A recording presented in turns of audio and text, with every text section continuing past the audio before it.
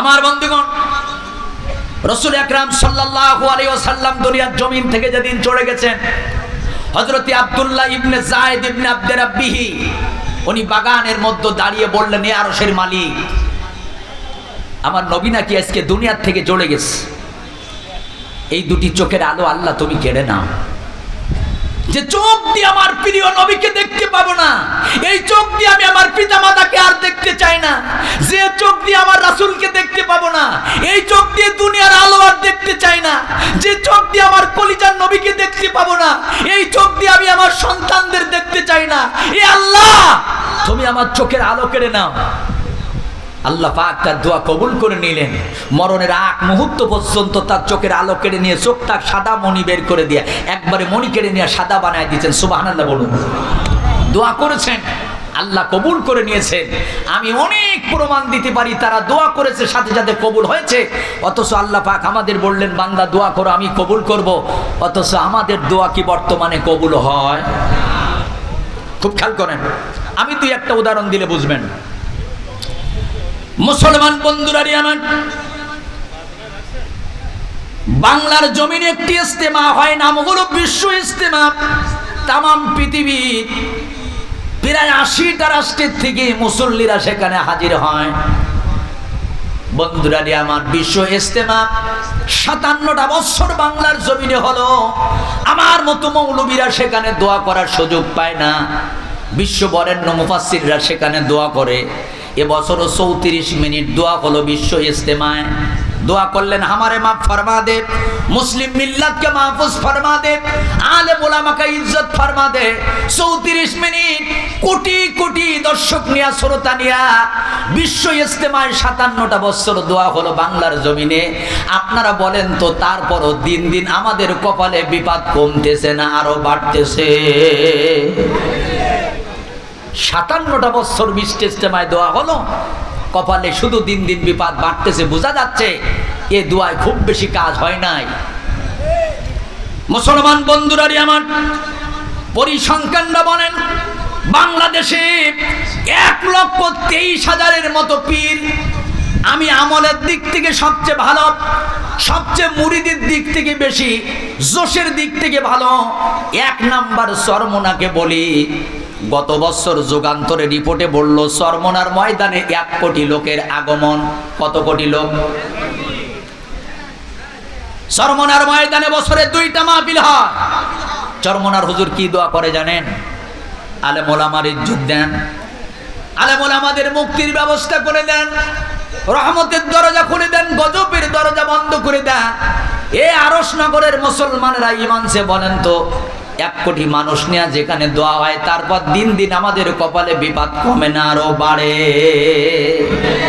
আর একটা উদাহরণ দেই।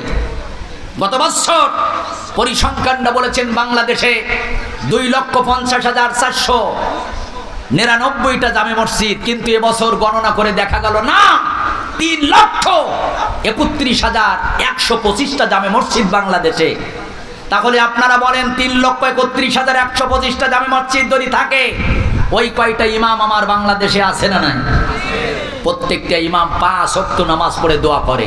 ঈদের নামাজে দোয়া হয়, লাইলাতুল কদরে দোয়া হয়, শবে বরাতের রাত্রিতে দোয়া হয়। ইয়া আল্লাহ, আলেম ওলামাদের মুক্তি দেন, রহমতের দরজা খুলে দেন, গজব বন্ধ করে দেন। দিন দিন আমাদের কপালে বিপদ বাড়ে। আমার মতো বক্তা সেই অক্টোবর থেকে মাহফিল শুরু করলাম, এখনো চলতেছে। প্রতি রাত আমরা দোয়া করি, আমাদের দোয়া কবুল হয় না। বলেন তো, আমাদের দোয়ার ভিতরে কোনো ভেজাল আছে না নাই? কোনো সমস্যা আমাদের দোয়ার ভিতরে আছে না নাই? কি কারণে আমাদের দোয়া কবুল হয় না? ইজতেমার দোয়া, চরমোনার দোয়া, বক্তাদের দোয়া, ইমামদের দোয়া, ছাত্রদের দোয়া কেন কবুল হয় না? এটা জানতে গেলে কোনো বুদ্ধিজীবীর কাছে যাওয়া লাগবে না, আইনজীবীর কাছে যাওয়া লাগবে না, কোনো টাকলু মোরাদের কাছে যাওয়া লাগবে না। কোরআনের কাছে যদি আমরা প্রশ্ন করি, আজকে তাফসীর মাহফিল থেকে কোরআন আমাদের বলে দিবে কি কারণে আমাদের দোয়া কবুল হয় না। জোরে বলুন, কথা ঠিক কিনা? এখন কোরআনের কাছে যদি আমরা জিজ্ঞাসা করি, কোরআন আমাদের দোয়া কবুল হয় না কেন, কোরআন বলতে পারবে। এ বিশ্বাস আপনাদের আছে না নাই? এবার আমি কোরআনকে বলবো, কোরআন তুমি বলে দাও আজকের এই মাহফিলে কোরআন বলবে। 21 নম্বর সূরায় চলে যাও। কত নম্বর সূরা? 21 নম্বর সূরা। সূরাটার নাম সূরাতুল আম্বিয়া। 83 মানে এখন নিয়ে নোট করে মনে রাখেন, 83 নম্বর আয়াত, 87 নম্বর আয়াত আর 89 নম্বর আয়াত। এই তিনখানা আয়াত নিয়ে তুমি গবেষণা করো, রিসার্চ করো, তাফসীর করো। বেশি দূরে তোমার যাওয়া লাগবে না। কি কারণে দোয়া কবুল হয় না? 1000 বছর আগে আমার আল্লাহ পাক এখানে 3 জন নবীর কাহিনী দিয়ে আমাদের কাছে মহাগ্রন্থ আল কোরআনুল কারীম দিলেন।